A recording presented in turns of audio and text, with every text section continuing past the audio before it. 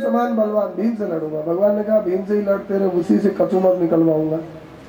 भीम और जरासंध गदा लेकर के मैदान में स्टेडियम में आ गए। भगवान अर्जुन और सारी भीड़ तमाशा देख रही है। भयंकर गदा युद्ध, चटाचट गदा टकराती, दोनों ही पहलवान हैं और आग की वर्षा होती थी गदा टकराती तो। गदा युद्ध पूरा हुआ, घूसा युद्ध हुआ, वो भी पूरा हुआ और फिर कुश्ती होने लगी। भीम को इतना मारा 26 दिन तक जरासंध ने, बेचारे भीम की हड्डियों के जोड़ों में दर्द हो गया। भीम बेचारे बहुत व्याकुल हो गए।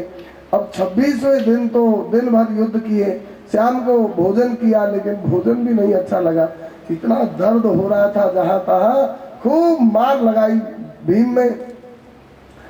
अब भीम सोचे कि अर्जुन और श्री कृष्ण हमको मरवाने लाए यहाँ।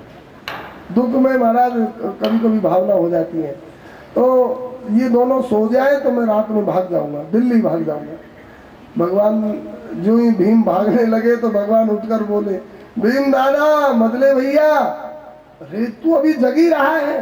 भगवान ने कहा मैं जग भी रहा हूँ और तुम्हारे मन में क्या है वो भी जान रहा हूँ। भीम भैया क्यों भागोगे? कहा हे कृष्ण, ये योद्धा है कि काल है? देखो दिन भर लड़ा है और शाम को ब्यारू करके दूध पी के सो रहा है, खर्राटा भर रहा है, और हमको तो नींद ही नहीं आ रही है दर्द के मारे। मैं इससे कल लड़ नहीं सकता हूँ, ये कल मेरा प्राण निकाल देगा। भगवान ने कहा भीम दादा, कल आपकी जीत हो जाएगी। कहा कैसे? कहा मेरे कहने से। कहा तुम्हारे कहने से तो हो जाएगी, मुझको नींद ही नहीं आ रही है, कल लड़ूंगा कैसे? कहा दाऊद, भीम दादा इधर आओ, आयोडेक्स लगा देता हूँ। भगवान ने सिर से लेकर पांव तक पूरा कृपा में वरदहस्त फिरा दिया और वरदहस्त लगते ही भीम वज्र के समान कठोर हो गए।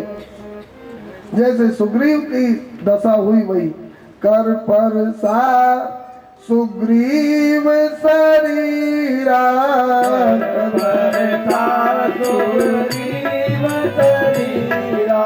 धनु भाकुलिस गई सब पीरा, तनु भाकुलिस गई सब पीरा।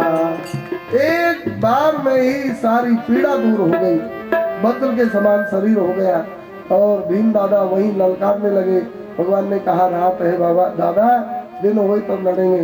दिन में पहुंचे, भीम से कह दिया भगवान ने पहले ही, युद्ध भी करना और मेरी ओर देखते भी रहना। भीम ने भगवान को देखा, भगवान ने एक तिनका लेकर के और बीच में से चीर करके विपरीत दिशा में फेंकने का संकेत किया। भीम समझ गए। भीम ने जरासंध के पांव पर पांव रखा और ऊपरले पांव को पकड़ के चीर दिया और विपरीत दिशा में फेंक दिया। भीम की जीत हो गई। बोलिए भीम दादा की जय। भगवान की कृपा से सबकी जीत होती है, क्योंकि ये जरासंध ऐसे ही मरना था। एक रहस्य है, जरासंध के पिता को पहले कोई बेटा नहीं था। ये एक ऋषि के पास गए और कहा महाराज बेटा नहीं है, बेटा दे दो। ऋषि ने कृपा करके एक फल दिया और कहा ये फल खिला देना, बेटा हो जाएगा। अब रानी थी दो और फल था एक, तो एक को दूंगा, दूसरी नाराज होगी। राजा ने संभाग करके दोनों रानियों को आधा आधा फल दे दिया। अब गर्भ रहा और बेटा हुए तो आधे ही आधे बेटा हुए, एक आंख, एक पांव, एक हाथ, ऐसे बीच में से दोनों बच्चा पूरा है नहीं, दोनों टुकड़ों को दोनों रानियों ने महल के पीछे फेंक दिया। एक जरा नाम की राक्षसी उधर से जा रही थी, उसने देखा आधा ये आधा, दोनों को जोड़ा और जरासंध हो गए। जरया संधितो ये न जरासंधस ततो भवत। जरा नाम की राक्षसी ने जोड़ा, इसलिए उसका नाम हो गया जरासंध। उसको आशीर्वाद दिया, जैसे जुड़ा है वैसे ही अगर कोई मारेगा तब तुम मर सकते हो, और अगर चीर भी देगा और दोनों को एक साथ पटक देगा तो भी वह फिर जुड़ जाएगा, ऐसा उसको। अब इसलिए 20,800 राजाओं को इसने बस में कर लिया था। भगवान श्री कृष्ण की कृपा से आज भीम की जीत हुई और जरासंध के बेटे को, सहदेव को वहां का राजा बनाया भगवान ने, और बंदी राजाओं को जेल से छुड़वाया। बंदी राजाओं ने भगवान की स्तुति करी। बंदी राजाओं की स्तुति के इस श्लोक को कोई भी बोले उसके संकट दूर हो जाते हैं। अब सब हाथ जोड़कर बोल लीजिए।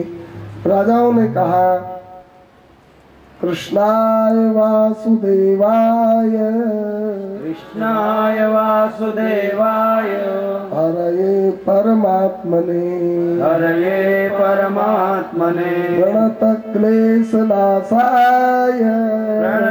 प्रणतक्लेशनाशाय गोविन्दाय नमो नमः। गोविन्दाय नमो नमः। इसका अर्थ है कृष्णाय माने कृष्ण के लिए, कृष्णाय और क्या इनके लिए कहा नमो नमः कृष्णाय वासुदेवाय, तो हरे परमात्मा ने हरि के लिए, परमात्मा के लिए, प्रणत के क्लेशों का नाश करने वाले उनके लिए क्या, गोविंदाय माने गोविंद के लिए क्या का नमो नमः बारंबार नमस्कार है। और जीव का संकट तभी तक रहता है जब तक नमस्कार भगवान को न करे, और भगवान को नमस्कार करते ही उसके सारे संकट दूर हो जाते हैं। इधर भगवान ने उन राजाओं को कहा कि देखो तुम लोग अपनी अपनी राजधानी जाओ और युधिष्ठिर जी को महामंडलेश्वर अपना मानो और भेंट दक्षिणा लेकर के आना राजसूय यज्ञ में। भगवान एक को मारे जरासंध को और 20,800 रजवाड़े युधिष्ठिर जी का अनुकूल हो गए, मतलब पूरी धरती युधिष्ठिर जी की हो गई। भगवान भीम और अर्जुन को युधिष्ठिर जी को लाकर दिए। अग्र पूजा भगवान की हुई, उसमें शिशुपाल ने भयंकर विरोध किया, 100 गाली से ऊपर बढ़ा, भगवान ने सुदर्शन चक्र छोड़ा, उसका गला काट दिया। सब लोग देखते ही रह गए। युधिष्ठिर जी के राजसूय यज्ञ में दुर्योधन का सभा में अपमान हुआ और द्रौपदी उसकी दुर्दशा पर हंस पड़ी और कह दिया क्या अंधों के अंधे ही होते हैं। यही दुर्योधन ने उसको गांठ बांध लिया।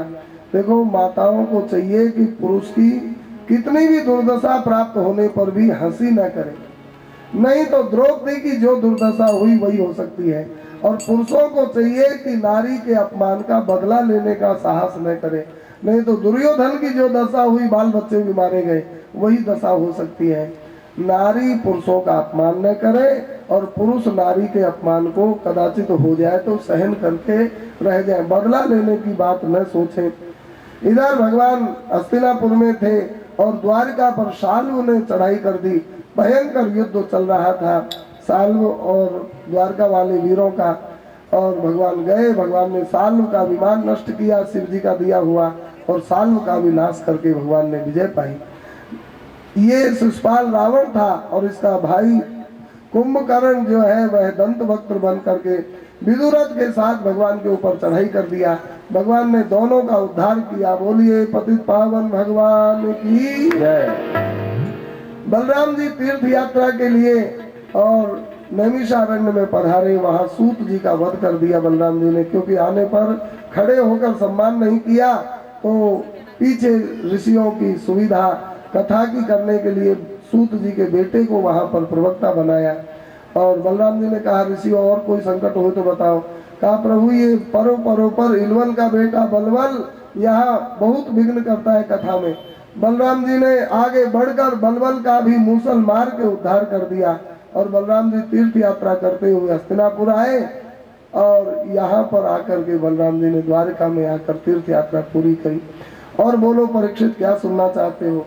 कहा भगवान की करुणामयी लीला और सुनाओ। कहा एक कथा सुनाते हैं। कृष्ण स्यासी सखा कश्चित ब्राह्मणो ब्रह्म वित्तमः विरक्त इंद्रियार्थेषु प्रशांतात्मा जितेंद्रिय।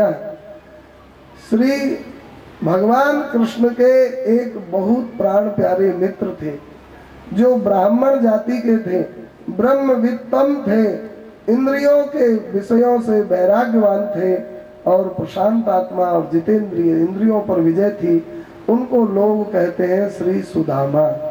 भागवत जी में सुदामा जी का नाम नहीं है वर्णन में। अध्याय के अंत में श्रीराम चरितान वर्णने नाम अशीति तमोध्याय है। अध्याय के अंत में श्रीराम चरित्र ऐसा कहा है। बहुत लोग सुदामा जी के पिताजी का नाम पूछते हैं। उनसे पूछा जाए पिताजी से तुमको क्या लेना देना है, कोई लोन लेना है कि उधार लेना है? अरे तुम सुदामा जी के पिता का नाम पूछते हो। भागवत में सुदामा जी का ही नाम नहीं है, पिताजी का कहां से? कहने का भाव श्री सुखदेव जी इतने सुदामा जी के गुणों में डूब गए कि सुदामा जी का नाम ही लेना भूल गए। रामायण भी एक ऐसी ही, रामायण में भी एक भूल है, भूल नहीं प्रेम है। कागभूषुंडी जी उज्जैन में गए उज्जैनी सुन उर्गारी, दीन मलिन दरिद्र दुखारी, और विप्र एक वैदिक शिव पूजा, करें सदा तई काजन दूजा। और वो कौन विप्र थे, लक्षण बहुत बता दिए, लेकिन उनका नाम गोस्वामी जी नहीं बता पाए। क्यों? इतने डूब गए कि उनका नाम लेना ही भूल गए, वर्णन ही वर्णन करते रह गए। ऐसे ही सुदामा जी की रसमयी दिव्य और ये कथा है। सुखदेव जी उस रस में इतने डूब गए कि सुदामा नाम था यही भूल गए। अब सुदामा जी का चरित्र हम लोग कल 9 बजे श्रवण करेंगे, और मंगलमय चरित्र है सुदामा जी का चरित्र। और फिर आगे 24 गुरुओं की कथा, द्वारिका के सब चरित्र, और हंस गीत का वर्णन, और श्री सुभद्रा जी का विवाह, और श्री 24 गुरुओं की कथा, और नव योगेश्वर निमि राजा का संवाद, और भगवान ने उद्धव जी को उपदेश दिया, परमार्थ स्वार्थ सबका निरूपण, सार एकादश का, और 12 स्कंद में कलयुग के दोषों से बचने का उपाय, संकीर्तन, नाम संकीर्तन, और मार्कंडेय महाराज की कथा। और जो कुछ होना है कल ही हो जाएगा। कल शरीर की खुराक भंडारा और आत्मा की खुराक भागवत कथा का सार दोनों खुराक प्राप्त होंगी। इसलिए समय से पधारें। कल 9 बजे से 12 बजे तक की कथा में एक समय की कथा होगी। बोलिए गुरुदेव भगवान की जय। भागवत कथा अनंत है, संक्षेप में जैसा कहा गया। हमको तो कथा ही इतनी है कि सबका स्मरण करना जरूरी है। गोपाल हरे गोविंद हरे गोपाल हरे, जय जय प्रभु दीन दयाल हरे, जय जय प्रभु दीन। ओ आरती रघुवर लाला की, सवरिया नयन विशाला की। कमल कर धनुष बाण धारे, कमल कर धनुष बाण धारे, सलोने में नरक गले में नारक धारे। कमल कर धनुष बाण धारे, कमल कर धनुष बाण धारे, छवि लख कोटि काम हार, ओ छवि लख कोटि काम हारे। चलन पीत पट हलन, पीत पट हलन, लचक सुंदर बनमाला की, सवरिया नयन विशाला की, लचक सुंदर बनमाला की, सवरिया नयन विशाला की। आरती रघुवर लाला की, सवरिया नयन विशाला की। संग दिय शोभा की खाली, रंग दिय शोभा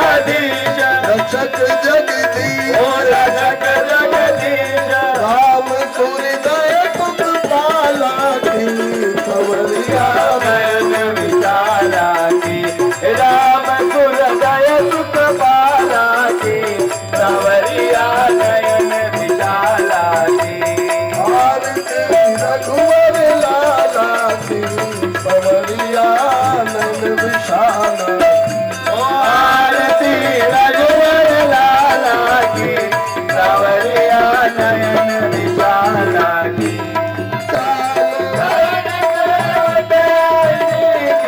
प्रेम रस बातत दीन दयाल बरस रही पुष्पों की जय माला भक्त भय हरण सुख करण सदा दुख करण हरि लय करण हरि लय चरण जानकी नाथ कृपाला की सवरियानंद विशाला ओ जानकी नाथ कृपाला की सवरिया नयन विशाला की आरती रघुवर लाला की सवरिया नयन विशाला की आरती रघुवर लाला की सवरिया नयन विशाला की आरती रघुवर लाला की सवरिया नयन विशाला की आरती उतारो है ओ अपना राम जी के आरती उतारो है अली अपना राम जी के आरती उतारो है अली कौन के राम कौन के लक्ष्मण राम कौन के लक्ष्मण कौन के भरत बुआ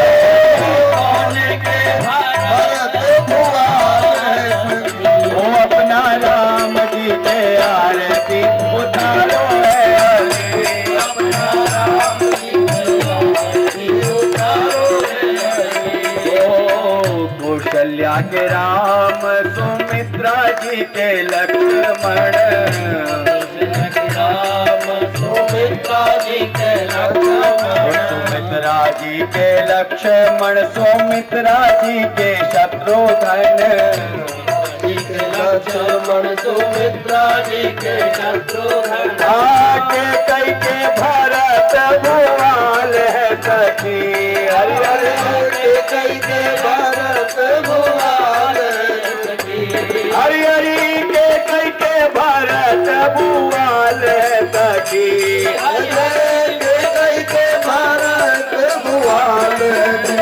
ओ अपना राम जी के आरती उतारो है अली अपना राम जी के आरती उतारो है अली ओ चारों भैयाओं के आरती उतारो है अली